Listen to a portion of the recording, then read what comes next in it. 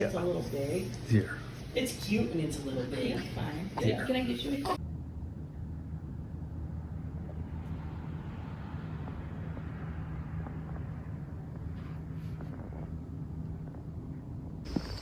Good morning, everyone. It is Saturday, and I thought I would go on a hike and then talk about what I recently finished today. So this week I only finished one shorty, and the reason that I got hardly any reading done this week is just because it was my first week with students, which was absolutely amazing, but left me working until probably 8 or 9 p.m. right before I went to bed. So the book I just finished was called When Hitler Stole Pink Rabbit, and it was by Judith Kerr. So I have had this book since I was a child.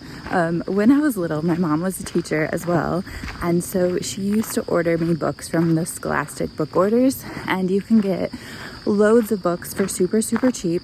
And so every birthday, every Christmas, basically, I would get this huge box filled with books. I think the most was like typically like around 50, which is like way too many to read in like a 6 months period between like my birthday and Christmas. And then I would get like 100 or more for Christmas. And so obviously, even though I loved to read as a kid, I read all the time after school. I still did not have time to finish all the books I was given as a child.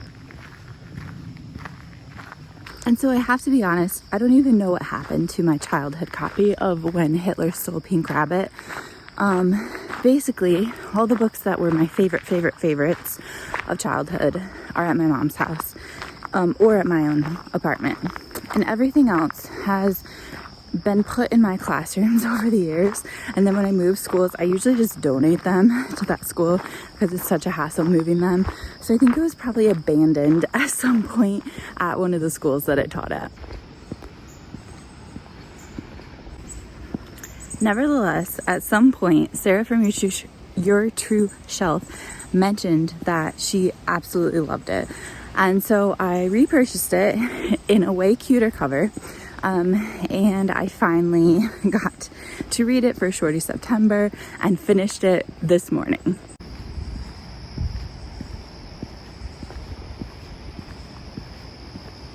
So the book really has four main characters, I would say. There is Anna, who is the narrator, her brother Max, and her mom and her dad. Now, the family has decided to leave Germany because they fear that Hitler will be elected into power, and that is not going to be good for their family because even though they're not religious, they are Jewish.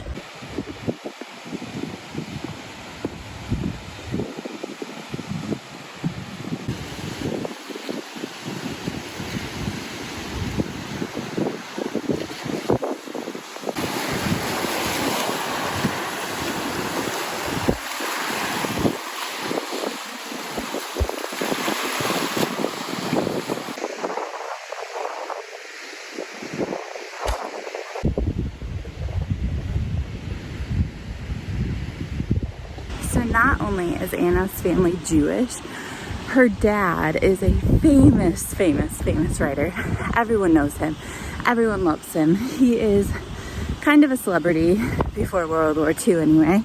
And so the family is intelligent enough and sees the future enough and has the resources to be able to leave Germany. So that is what they do. They become refugees. And at some point in the book, there is basically a bounty for the dad's head because he is so well known, so famous, so such a good writer. However, he continues to write about Hitler and how horrible he is and will not stop. And also, as I said, he's Jewish.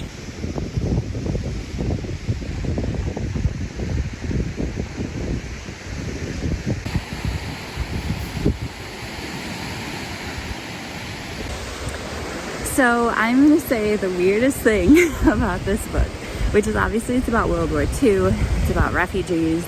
It should be super traumatic and super horrible learning all these things that are happening to Jews.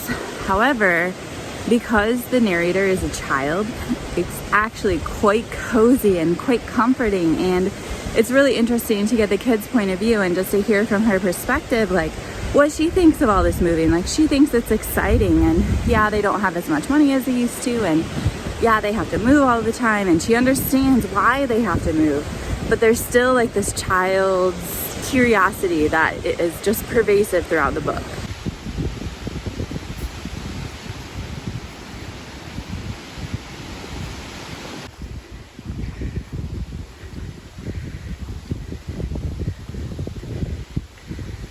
Now, despite this book being probably like children's historical fiction, it actually is kind of autobiographical as well, because basically the author, her dad was also super famous, and this whole story is very similar to what happened to her during World War II. And so that's kind of a cool aspect too, that, you know, yeah, it has this cozy feeling of nostalgia and wonder and all this sort of thing, but it actually happened to the author, so you can kind of trust that this is the way someone who genuinely went through that feels about this time period in their life, their childhood, and just the way they view it as an adventure, despite it being absolutely horrible as far as what she had to go through.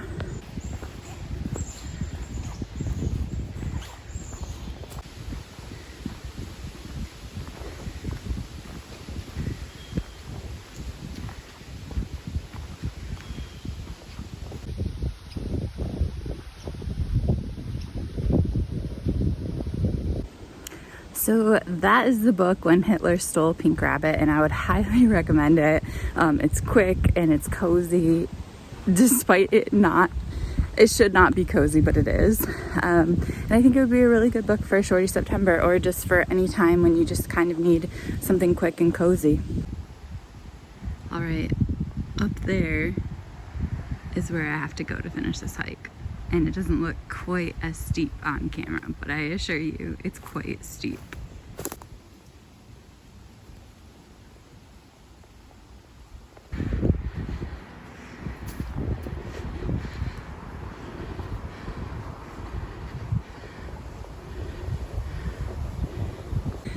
Yes! Feels so good to have done something good for yourself. So if you guys see, there's the parking lot where we started from, and there's Lake Michigan.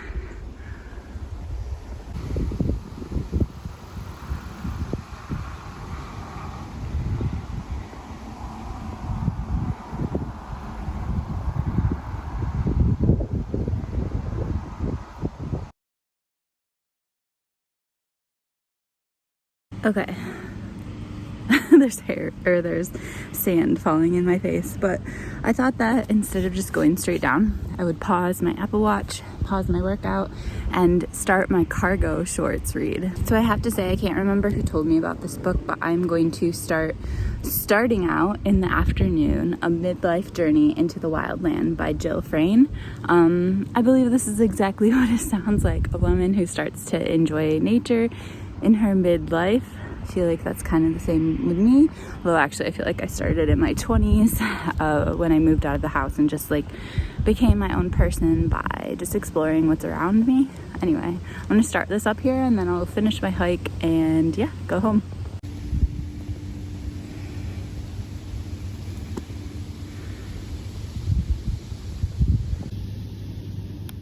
We stress ourselves in order to change. And this time I'd chosen solitude and wild land as the forge.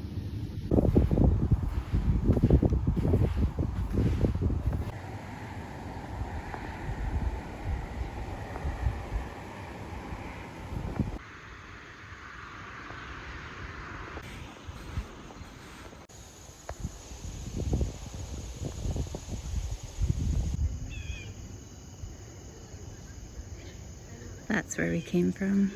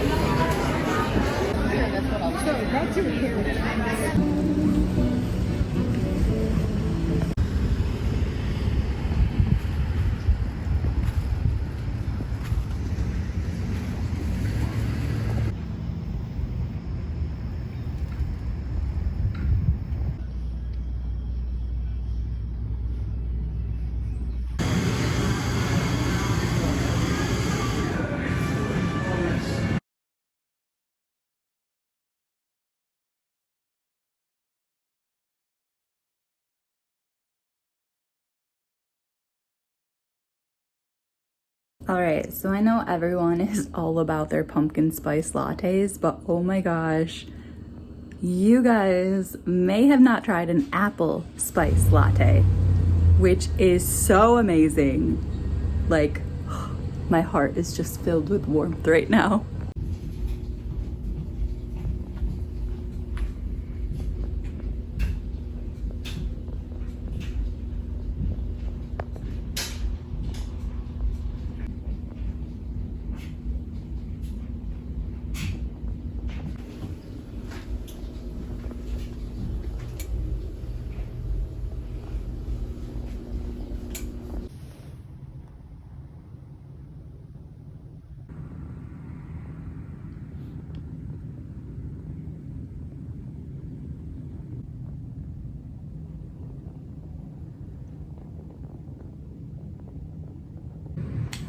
Okay, so I am about halfway through this book now, and when I finish it, it will be the end of Shorty September for me.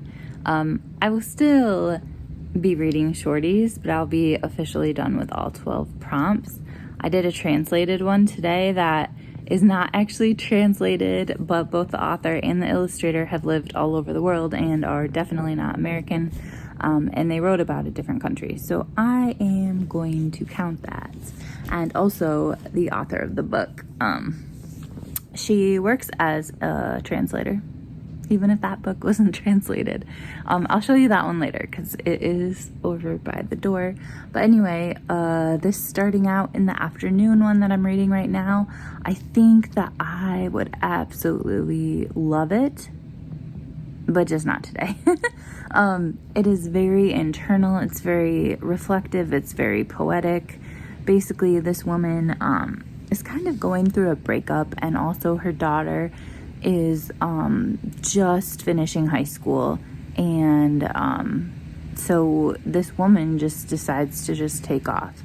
So she misses her daughter's graduation and all that sort of stuff, but like her and her daughter really have an awkward relationship because she separated from her daughter's dad when her daughter was 4, and ever since then things have just been awkward, and it's just this whole hot mess of a life. The woman, the main character, or I guess Jill, who's writing the book, so not really the main character at all because it's true. Jill works as a therapist, and so it's just very deep and internal and reflective and all that sort of stuff. Anyway, she's just taking off, right? She's just going into nature. At the point of the book I'm on right now, she's on a kayak trip with a bunch of people, and it's just like she's just kind of trying to discover herself, I think, and heal as she's getting over a breakup with guy number 2, or serious guy number 2, since her daughter's birth. So that's that. I think that I have absolutely loved Shorty September with every ounce of my being, but I have so many books on my shelf from the library or ones that I've purchased recently that I'm so excited to read that are a bit longer. So once I finish this one, which I'm really excited to finish, then I think I will keep reading shorties, but like also intersperse them with other books that are slightly longer because there's so many I want to read. I just wish I had like endless time to just read and read and read. But of course, at the same time, my job is so rewarding and I'm having so much fun this year. And I think that it makes days like today, when I have time just to hang out by myself and stuff, it just makes it like so much better than, I mean, I really like summer, but when you just have small little bursts of time in which to like enjoy yourself and take care of yourself and all that sort of stuff, it makes it kind of more magical. Okay, you guys, let's talk Advent really quickly. So last year for Vlogmas, I had this really cute gnome and it had like 25 little pockets, and I kind of made my own thing like Heather has every year, and I like ahead of time, like a year ahead of time, I purchased earrings for myself and a few Christmas books and all that sort of stuff, and then I stuffed them in the pockets. But I don't really need like stuff this year, so I was trying to think about what I want to do. There's some like book calendars. There's one in Canada I really want, but I haven't seen that it's come out yet.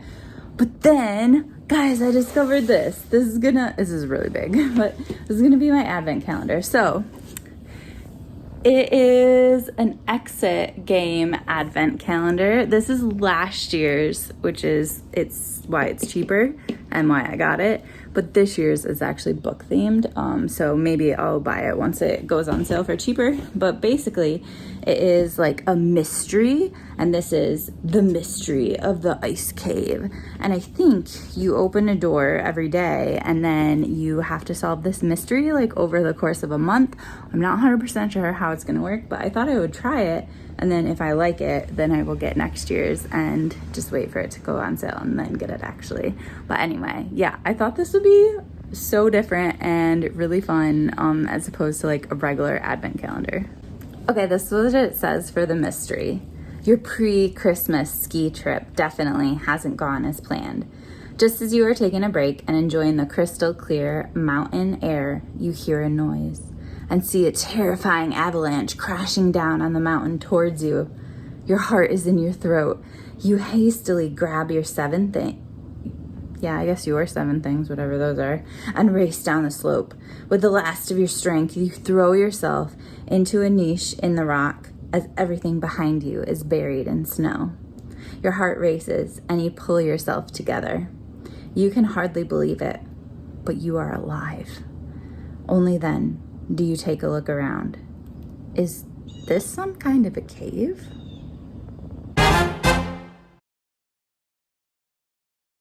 All right, I finished Shorty September 25 minutes before Heather's birthday. So Heather, happy birthday.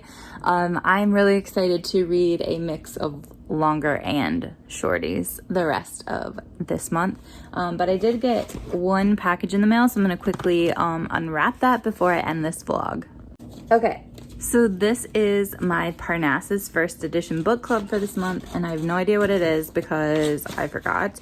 I do remember that Barbara Kingsolver has one coming out soon that we will get with a recipe inside, so I'm super excited for that. But okay, this is If I Survive You by Jonathan Escoffery. I don't know who that is. Do you guys? Okay, so here's what the letter says. So we always get one of these letters inside there. This is from Ann Patchett. September 2022. Dear friends, here at Parnassus First Edition Club, some months are easy and some months are hard. By which I mean some months contain an abundance of literary gems to choose from, while other months not so much. September is when publishers like to bring out the marquee names, big books by beloved authors. It's not the month to publish first books, especially if that book is a collection of short stories. Shorty September, short stories? Because surely a first-time author's collection of stories would vanish without a trace in September. Or at least that's what I thought when I picked up a copy of Jonathan Escoffery's